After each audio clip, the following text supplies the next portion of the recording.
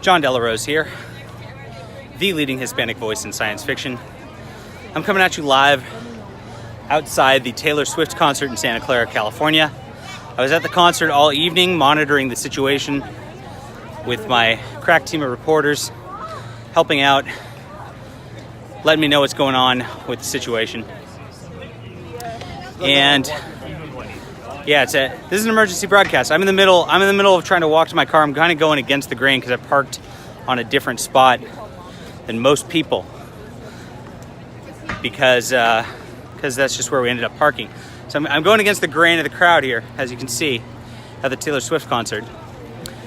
But I wanted to give my thoughts on the diversity in comics situation and the John Mullen situation with Antarctic Press this evening, because I talked about diversity in comics a long time ago. When this first hit, this is kind of the first big situation that escalated in comics, escalated in convention fandom. Back in September, when I broke the story that members of the comic industry were trying to harass Richard Meyer, who's known as Diversity in Comics, out of a convention, New York Comic Con. They were threatening to follow him around and harass him so that they could get him kicked out of a convention. That's what they said. They said, we're going to try to get him kicked out of convention, make sure he can never go to conventions again. We're going to goad him into throwing a punch at the New York Comic Con. We're going to get him so mad because we're going to harass him so much that he's going to throw a punch at us. And then we're going to get him kicked out of cons forever, right? That's how this all escalated. That's how this whole movement started. Because we saw, as a community of just normal people, the normal people who read comic books, unlike the crazies out there, saw that they were trying... Sorry, there's a lot of crowd noise right here. Saw that they were trying to do this, and saw that they were trying to hurt people just because think about this, guys. Diversity in Comics doesn't really even talk about his political beliefs all that much. He just kind of talks sensical things, just about social things, and says, hey, I don't really want politics in comics. And that's enough for them to go this crazy and do this to him. So this happened last September, and since then it's escalated as, I'll be honest. My boy Zach, he can be a little mean on Twitter to some of these folk, all right? So these folk make a living out of grievance on Twitter, and they get hired by these comic companies based on their grievances, and they just continue to press, and that's what goes on. It's that simple. So I was really upset earlier this evening when I found out the news that Antarctic Press was backing out of publishing the comic book by superstar artist John Mullen and superstar writer Richard C. Meyer. These guys are big time. If you haven't seen this before, and if you haven't seen these guys before, these guys just raised $200,000 on Indiegogo. These guys are legit. Nobody makes money like this in this industry, all right? So the fact that they can achieve such an amazing thing, you would think that any business out there would go, these guys are making money.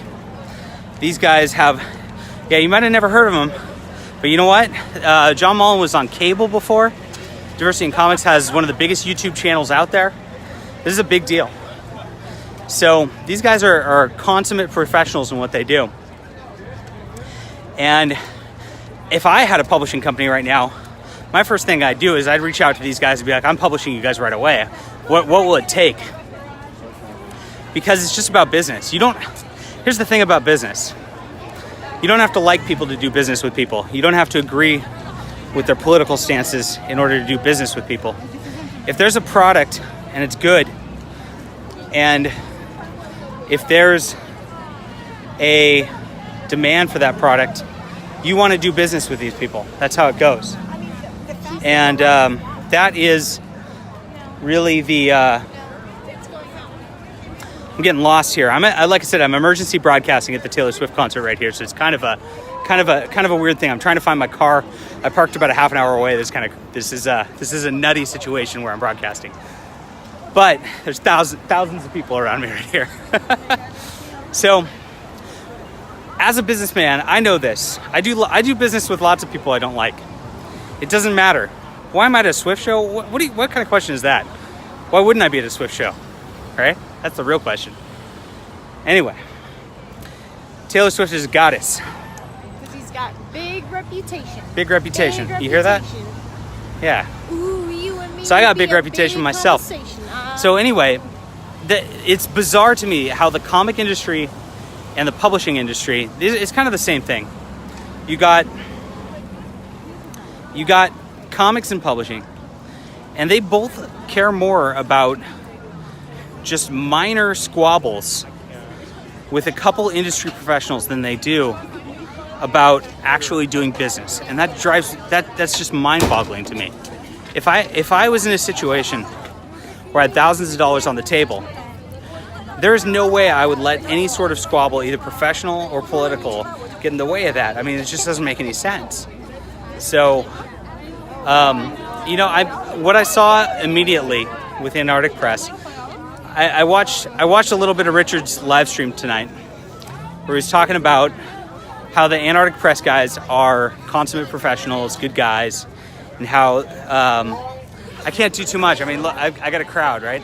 So I'm doing what I can. I'm trying to hold my phone in a way where I can just broadcast this. It's not a big deal. But he calls them professionals. He calls them good guys. But at the end of the day, they backed out of this whole deal. And they hurt these guys. And what it does, unfortunately, this is bigger than just these two guys. All right? These two guys are going to be fine, and everybody knows this, right? These two guys are going to be making money off this comic. They're going to be making bank off the next comic. They'll be doing fine. But unfortunately, what it means for the next tier down who say, I disagree with the politics of the establishment in this industry, that next tier down has now been sent a signal that a publisher will back out if there's pressure put on them because of that. Now that's a frightening precedent that's just happened in the comic book industry. Look at me. I've got 3,000 followers. I don't have nearly Richard's followers. Richard's got 15,000 or something like that, right? So what if I try to publish a comic through Antarctic Press? What if Mark Waid comes after me? What's going to happen then? I'm going to get screwed, and I'm not going to have $200,000 to fall back upon, right? Or what if my boy,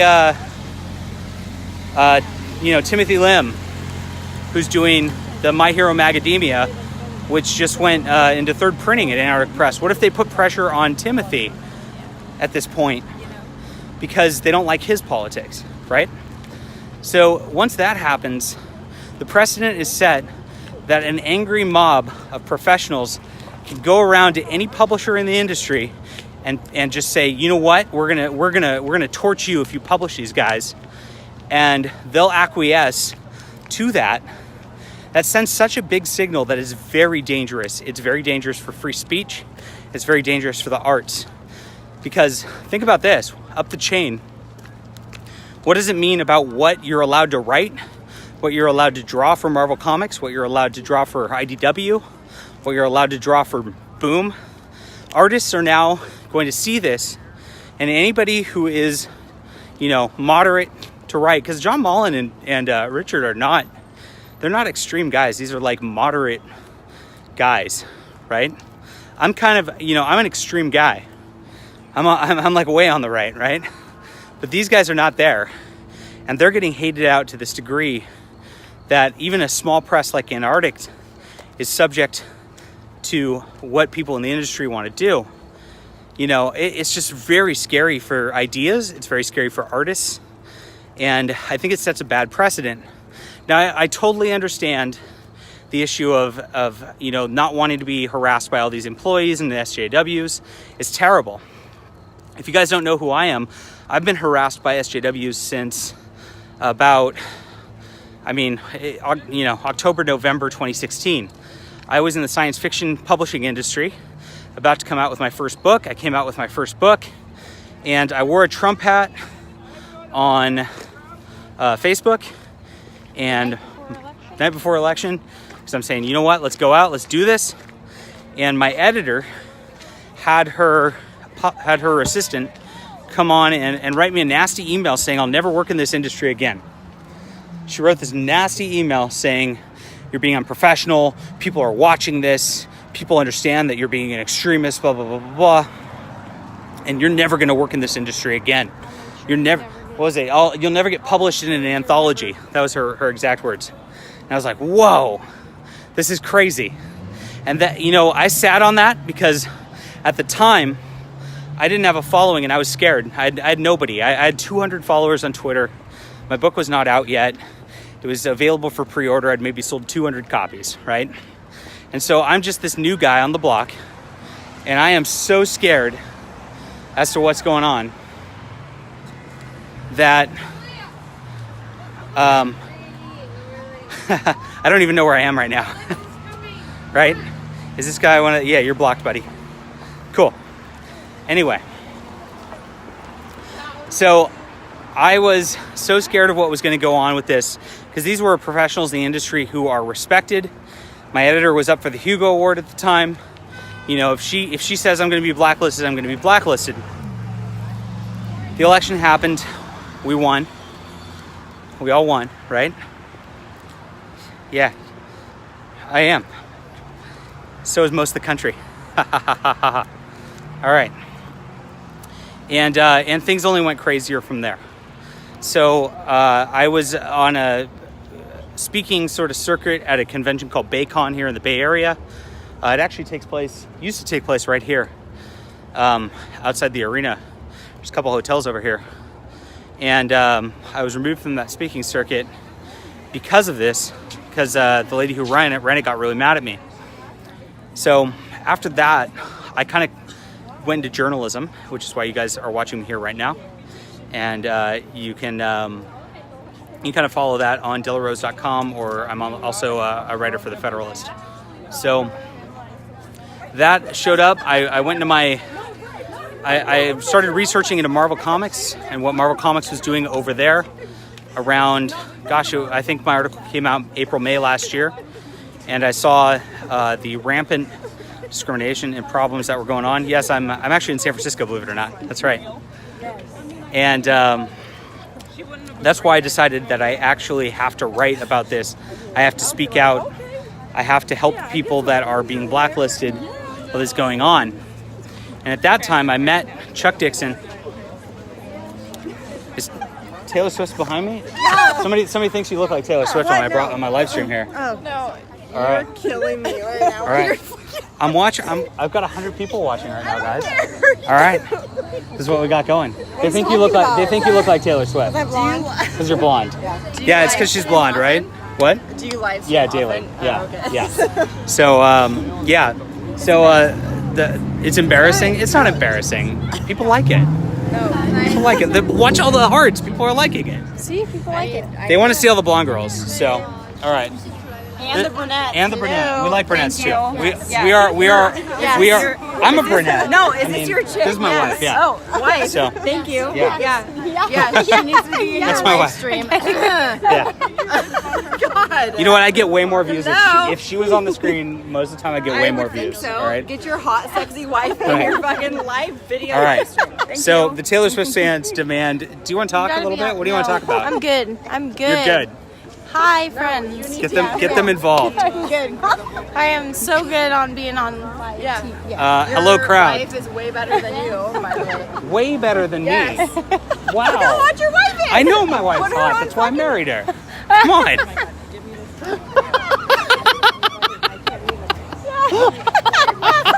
She cannot even.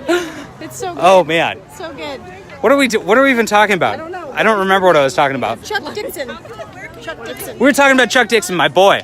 Now, Chuck Dixon is one of the most prolific comic book writers of all time, and also one of my best friends. He's a great guy. What's your name? I'm not Chuck Dixon. No, Wait, no, I need to know your name. You need to know my name? Are you gonna stalk me? No, I'm gonna follow you. You're gonna follow me. If my Are you phone sure? will- I'm very controversial. You might not want really? it. Yeah, my reputation's never been worse. Oh, my phone died. That's why. Please. I have a big reputation. Big reputation. Oh, You know. yeah. Yeah, it's For that what? sort of deal. Ooh, For what? you and me. Yeah. We got big Got reputation. big conversation. Yeah. This would be a big conversation. Who? Who was They're quoting. You know, it's a song. We were just at a concert. Anyway. Yeah, the reputation. I get it. Okay.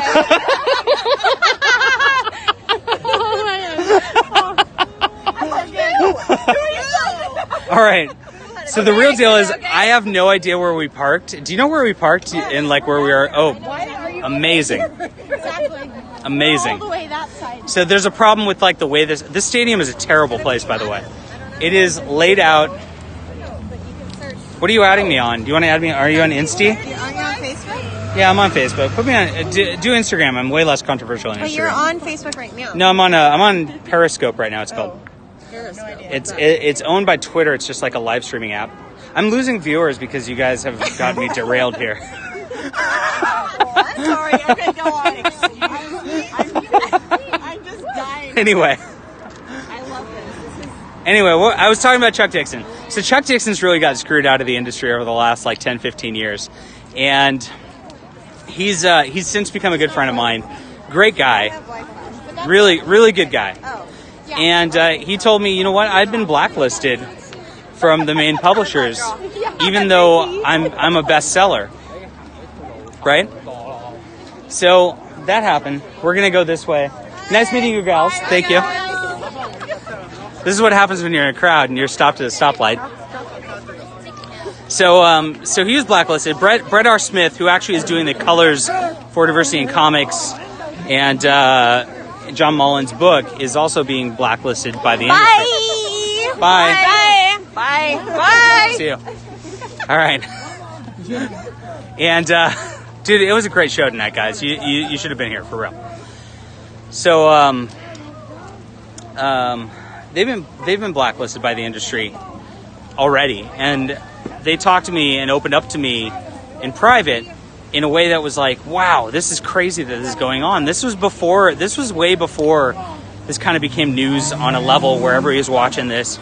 I'm not even sure Diversity in Comics had his channel at that time, but I learned what was going on in the industry and how bad it is, and how if you just disagree to the slightest degree, you're out, and you are just harassed by people like, you know, Kieran or Mark Wade or Mags. These people will just go after you like none other. And it's really sad. And what it's doing is it's stifling creativity within the industry. It's stifling new books. It's stifling new ideas. And it's making it so that really comics are stagnating in a way that's created, you know, just boring content for the last 10 years or so. And it's extremely boring. And nobody wants to read it. And that's what happens. So as the industry who's doing this, what you're doing is killing off your own industry, even though it's already been killed off for so long.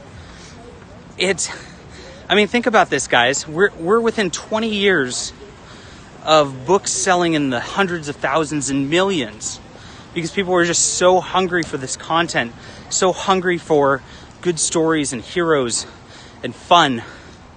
And then because just a few people got really angry and decided to just torch everybody else who had any differing opinion than them, and then insert that opinion, which is a very minority of opinion, into comic books for children. And think about it. Think about the real deal here. When you want to read Spider-Man or Batman, you want your kids to read Spider-Man or Batman. I mean, that's the thing, right? When you take that away and you make it so a parent like myself can't even buy a Spider-Man or Batman book because you don't know what's going to be in it, because there's just some crazy stuff. Yeah, games and sci-fi. I've been on the end of it on sci-fi, let me tell you. If you guys don't know me, I've been on the end of it. I was removed and not allowed into the major Writers Guild in science fiction. Now, the Writers Guild has requirements on a professional level that you have to sell a certain amount, and it's actually really hard to do. So, just on that level, just being able to qualify for it is a big deal. And it's something that a lot of people strive for and can't do. I qualified for it. And it was a dream all my life, from when I was a kid, to qualify for this organization and to be able to be in this organization. And I finally got in it.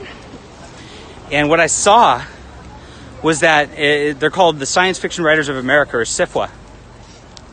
What I saw is that SFWA actually gave awards and honors to pedophiles. Straight up, people who are advocating for pedophilia. No joke. And so I blogged about it. I'm like, why won't these people disavow this? It's important to disavow this sort of thing. Everybody has to disavow this sort of thing, and everybody has to stop this sort of thing, right? So I blogged about it, and when I applied to the guild, they said, well, you qualify, you've sold enough. You've sold a lot of books, and it's fine. But we actually have a bylaw that says we cannot accept people for whatever reason we want to. And in their list of the reasons that they didn't want to accept me into their guild was because I spoke out against pedophilia. So think about that. Now, this ties in. This ties into what's going on with diversity in comics and Antarctic Press today. Because yesterday, a former writer of Marvel and DC Comics actually pled guilty for charges. This is stuff I can't talk about on my walk, guys. This is so rough of a conversation. I really should be having it in private. And I mean, it's just rough, and there's thousands of people around me. But think about what happened yesterday. If you read the SF Gate yesterday, look up the comic book writer for the Green Lantern, see what happened, see what the guy pled guilty of, and he's going to prison. And whew, it's a big deal. It's a big deal. So that's what we're fighting against. We're fighting against advocacy for illegal behavior, terrible behavior. And we're getting punished because we're talking about just acting like normal people. That's the thing. Right? Normal people just go to Taylor Swift concerts over here. It's over at Levi's Stadium right there. That's what we do. We just hang out. We have fun. We have a good time. And we don't advocate for things that are... Gosh, I can't even talk about this with the crowd around right now, guys. I just can't even do it. So, anyway, that's what's going on in comics. Notice that the professionals who went off the handle today, went off the rails, didn't speak out about the topic I'm talking about. Notice they didn't condemn the issues I'm talking about. No, I've got a lot of people watching. But they went after Richard C. Meyer, who is a war veteran, a father. I mean, think about it. Just think about it. Everything's fine. We're waiting at the corner. That's what we're dealing with right now. How do I know when you get here? So, given that, where do we go from here? We have our own markets. We have Indiegogo, which will, at the very least, respect artistic creations and respect what we're doing on that front.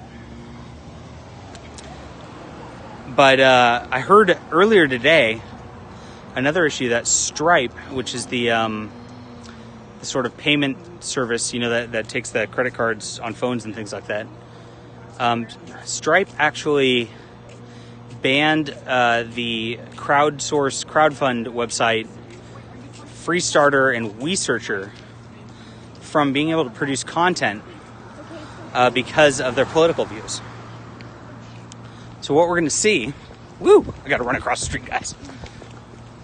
That's a big deal, and that's not getting picked up by the news. When you get something like Stripe doing that, that's a big deal, because we already have PayPal no platforming people and saying, you know what, you can't raise money for certain causes on PayPal.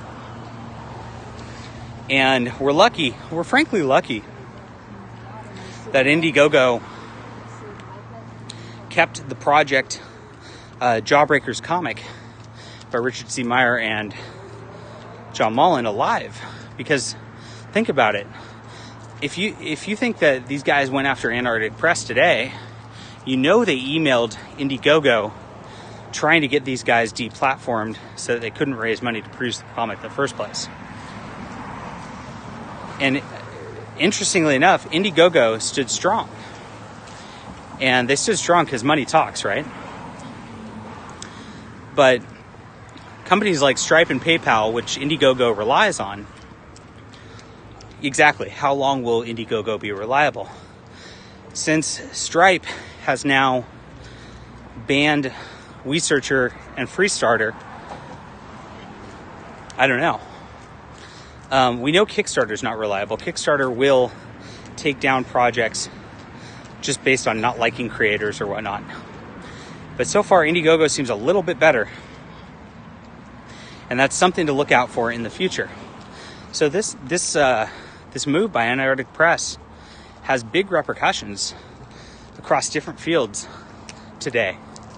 Because they've shown that if you raise up a mob, we will acquiesce. We will not publish things. Patreon's done the same thing. Patreon has actually removed several friends of mine who are YouTube broadcasters from being able to make income off of this. For me, they have not touched me so far. So we'll see how that goes. I hope it's okay, because I'm doing all right on there. So hopefully they'll keep me going. But right now, Patreon is actively removing some personalities they don't like, but folk like me are at least a little safe for now. So we've got this going on all levels. On the financial level, where they're trying to hit us with these companies on the financial level, from the press level, and from obviously the artistic level at the companies like Marvel and DC. And it's becoming such a big deal that we just need to push further. And so what I think needs to happen is any creator who went after Richard C. Meyer and John Mullen today, we need to just not buy their books anymore, guys. We need to fight back in the same way that they're fighting us.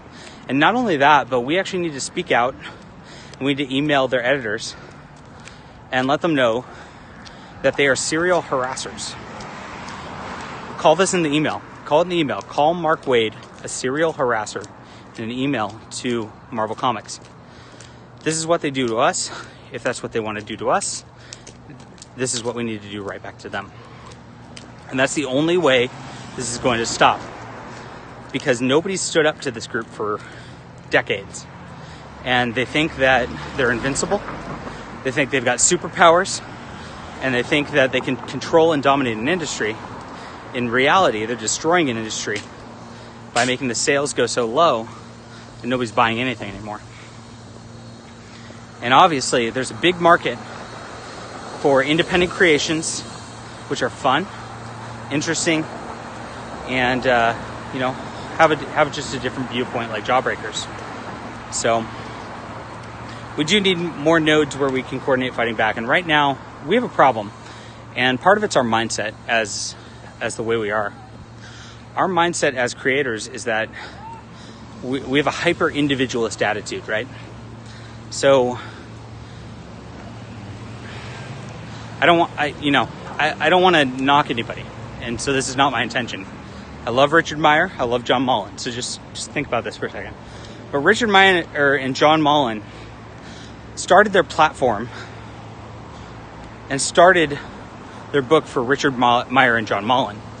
They're not out there starting a group, a publishing company to bring up several authors. There's nothing wrong with this. I'm not saying they're being bad for being capitalists or anything like that. I totally applaud them in everything they're doing, right? But our detractors and our haters are 100% collectivist. They don't care about the individual, right? Think about this and think about why they succeed and why we don't. Okay? The detractors are working for the good of the cause. They don't care Mark Wade doesn't care if Mark Wade succeeds. Gail Simone doesn't care if Gail Simone succeeds. But if the cause succeeds, they all succeed, right?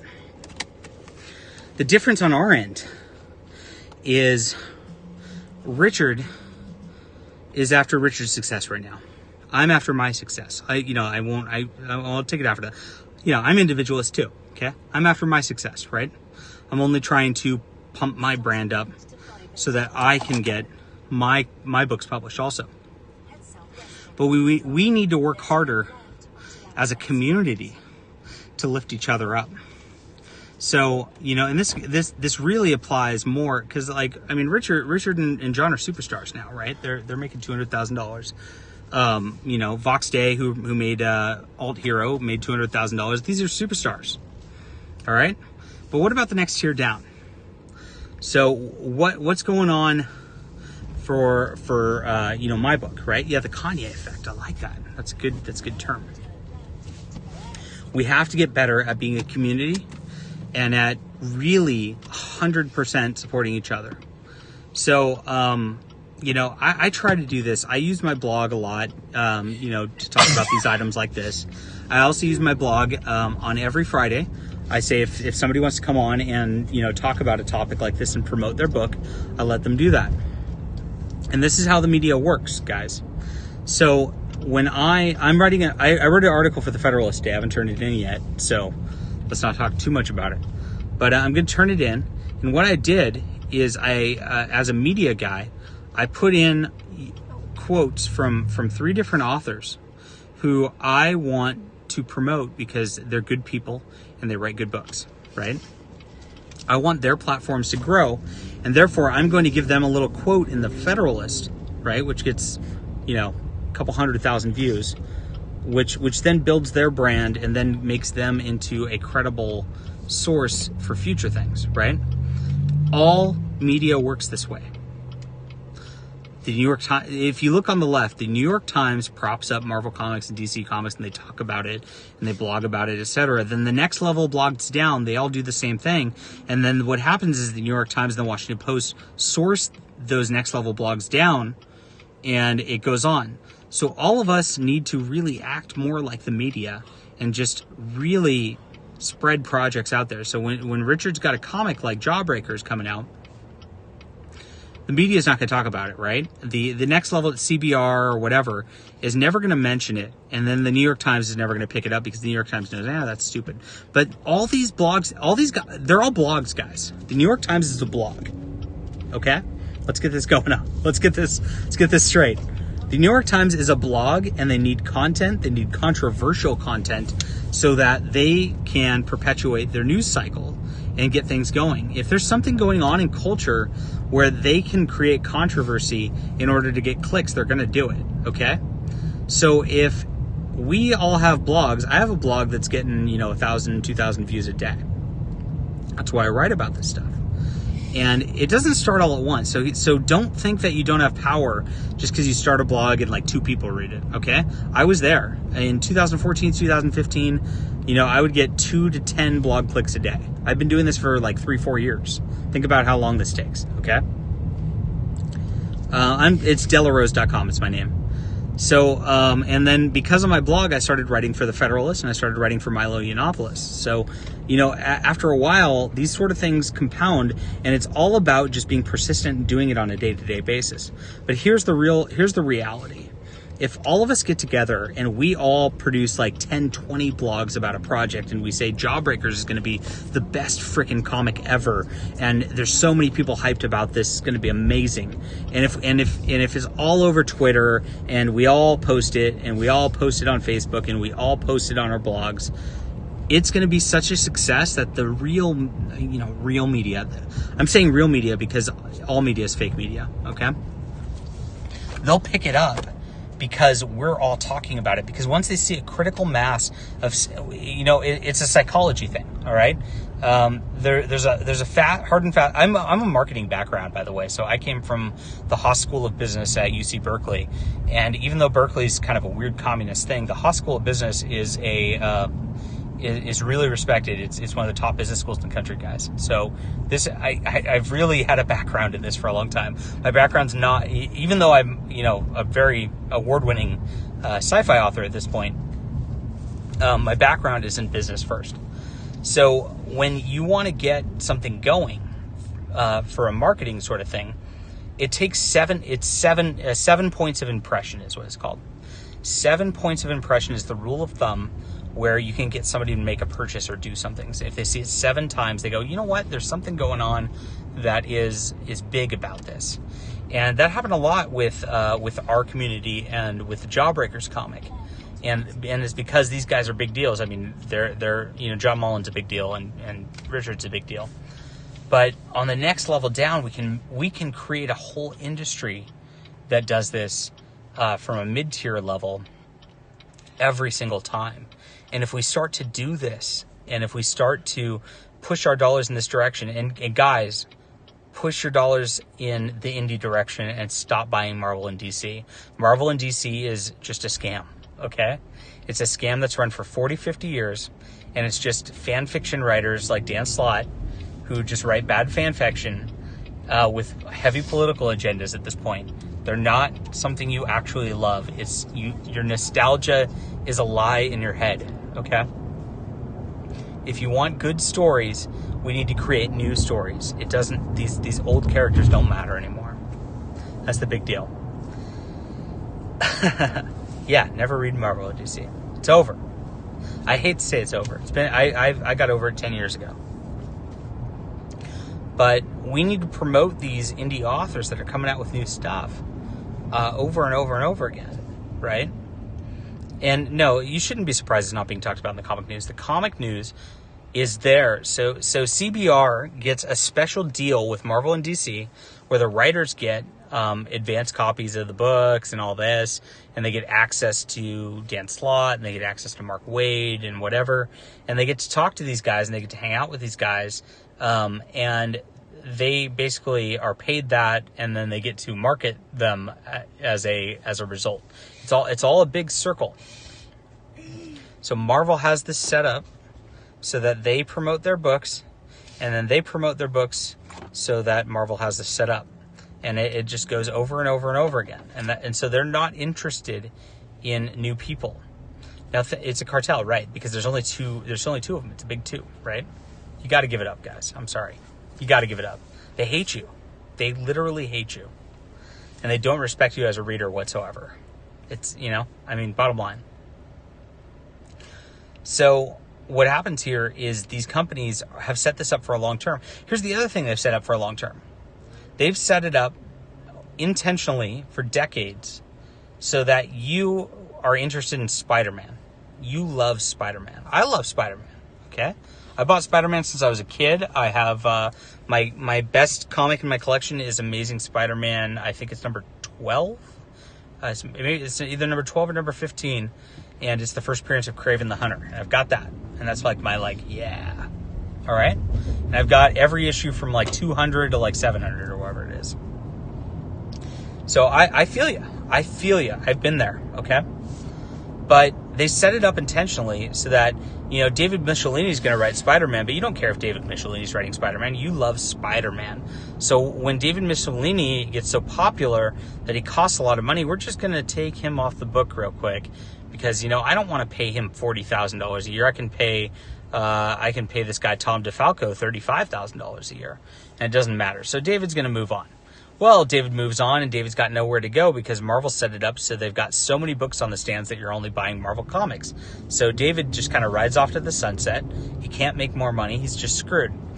Tom DeFalco comes in, and he's stoked because he's just this young guy who's writing, who's got, $35,000 a year. I can't believe somebody's paying me this to write comics, and he just does it, and he does it, and doesn't. And he's like, I want $40,000 a year. So they're like,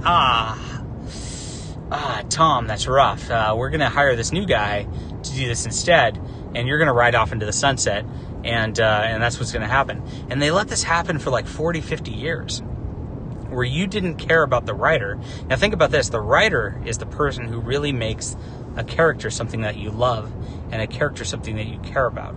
The writer is integral to making something that is something you connect with. You've seen this. Once Dan Slott wrote Spider-Man, Spider-Man isn't Spider-Man anymore. Once Joe Quesada put in that Mephisto garbage storyline, that was not Spider-Man, right? But you bought it anyway because you're so addicted to Spider-Man at that point. It's an addiction. Right? Yeah, and how many have been canceled this year? It's an addiction, and they do this intentionally so that they can cycle through talent as they get too big and as they get too interesting, and so that you will just keep buying this, and then they'll keep the market down so that you're never going to go after this other talent. And so I kind of figured this out around the One More Day time with Spider-Man. And I then just started buying indie comics. Now, indie comics are a risk. And this is the other hard part about it as a reader. You don't know what you're going to buy. I mean, if I'm going to buy... I'm really into a guy, Matt Kinn. I always talk about Matt Kinn on my Twitter. But I buy XO Manowar because he's writing it. And, then I buy his indie book of Twin Sisters or whatever. And it's just some bizarre, weird thing. Like, you never know what you're going to get. So that's the rough part about indie. But here's the deal. If you find some creators that you trust and you love, you're going to end up having better quality stories over time that you really can connect with more over time following creators than you will following certain characters, because the characters have no consistency. They'll rewrite it. They'll even poof. I mean, I was looking at this Batman Selena Kyle wedding, that they're hyping this summer. This is the event, right? And they always do this sort of thing. Batman's marrying Catwoman, by the way. What? Yeah, it's happening this summer. What? So, yeah. So, right. My wife doesn't read comics, so she's just like, what? I mean, it's a gimmick. It's a gimmick to get you interested because you can't even freaking believe that. And, I'm just sitting here and I want to run a poll on Twitter, how long will this last before they rewrite it out of continuity? And how will they rewrite it out of continuity? Will Batman just die? Will Selena Kyle just die? You know how it's going to be. It's going to be 2 to 5 years before they just reset it again, so that they can try to hook you on this again with a new writer, because at that point Tom King is going to have such cachet. They're going to be like, we need a new writer to get in here. All right, this is the scam of the comic book industry, guys, for real. And your CBRs, your Bleeding Cools, they perpetuate this. So seriously, break the addiction. It's an addiction. Break the addiction. Let's work with people who actually create real art. Let's work with the people coming up. And with people coming up, we need to really work harder to make sure that they get the media attention just through our grassroots effect. Nice. It's a good storyline right there. He should be hired. But through our grassroots effect, we can have a bigger effect than CBR or Bleeding Cool. If Bleeding Cool and CBR were everything, and if Marvel and DC were everything, Alt Hero wouldn't have made $225,000. Jawbreakers wouldn't have made $200,000, guys. But those are our superstars. We need to make sure we do the same thing and we lift up the next people up. And what happens is, So it's going to take time too. So don't get frustrated, because in the next 2 to 3 years, you're going to see very similar things to what Antarctic Press did with Richard C. Meyer. And they're going to cut people who are going to be at the lower tier, because there's going to be a movement of the, I'll call them the traditional creators, who are going to try to harass everybody out of the business because they're scared of losing. In the reality, it's based on fear. They're fearful of losing their business. Mark Waid is fearful of losing his readers. Mags is fearful. Should I call Mags a she? I'll call Mags a she. Is fearful. I don't want to be an asshole. I mean, Mags is fearful of losing her readers, right? And so they want to make sure that only people who are approved come up, and so that they don't actually bite into their own market shares. And that's all this is about. That's all this is about at the end of the day. But we want a different market to show up, and we want the market to change, and we want the market to stop preaching irritating extreme left-wing politics at us. And we have to be 100% behind our people. And that's why I back Richard. That's why I backed the Indiegogo. Of course I did. That's why I backed Alt Hero. And that's why I'll continue to do so. I backed Cue Ball by Michael Barron. Michael Barron's another great guy. That's how we'll get the change. It's going to take a long time. It's going to take 5-10 years, and we're going to see more of this, and it's going to happen at lower levels. And here's the problem. The lower levels, and yeah, don't worry. If you follow my blog and you follow me, I always promote indie writers, both in books, because I write books also, and in comics, because I totally believe in this cause, and I want this cause to succeed. So just make sure to be around, and we'll talk about it. But all of these writers need help. The Michael Barrons of the world. If you don't know Michael Barron wrote Punisher for a while, and he did the book from Dark Horse called Nexus. Nexus was fantastic. Those people don't get the press like Richard Meyer and Vox Day do, and those people need the help a lot more on our end, and make sure we need to lift them up. So always make sure, even if it's annoying. I mean, it's annoying self-promoting. I self-promote a lot, and I annoy some people by doing that. But even if that's annoying, we gotta make sure that we boost these folks and make sure that they are the B-list.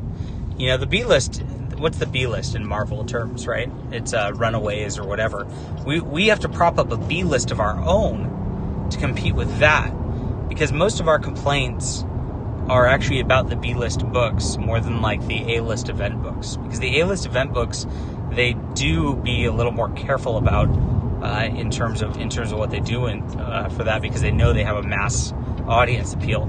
But they really make their social agendas way more apparent in the B books, like America or Ms. Marvel. Those are the B books, guys. So we need to not only support our A books, but make sure our B books get to a point where our creators can make a living off of this. And that's what's going to end up changing culture over the long term. So that's my thoughts. And, I'm disappointed in Antarctic Press. I think that what they did was something that's going to spiral, and it allows other publishers to do the same thing, and creates a mentality with the bullies where they say, look, we can bully people and it's going to work. And I think that is so dangerous that even if the guys are good or whatever, Even if they do it nicely, with a smile to Richard Meyer, and they call him on the phone and say, look, we love you, Richard, but they obviously don't love him. They don't love him enough to stand by him. The difference between me and them is I love Richard C. Meyer enough to stand by him. All right. So, and he barely knows me, so I'm not gaining anything out of this. So that needs to stop. And we need to put a stop to that, and we need to let our voices be heard. We need to email editors and let them know that we want more content like this. We need to mass email them. We need to mass email the editors of the haters who are harassing conservative authors out of the business and harassing libertarian authors out of the business, or even moderate authors out of the business. And that needs to happen.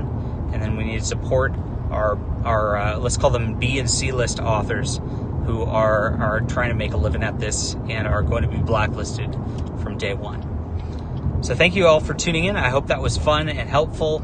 Sorry about the weird Taylor Swift crowd. Is what it is, right? I've got books out. I don't have comic books out right now, but I have books out right now. The Stars Entwined, which is a science fiction book, a space opera. It's getting rave reviews. And then I have For Steam and Country, which is a steampunk book, which is my award-winning book.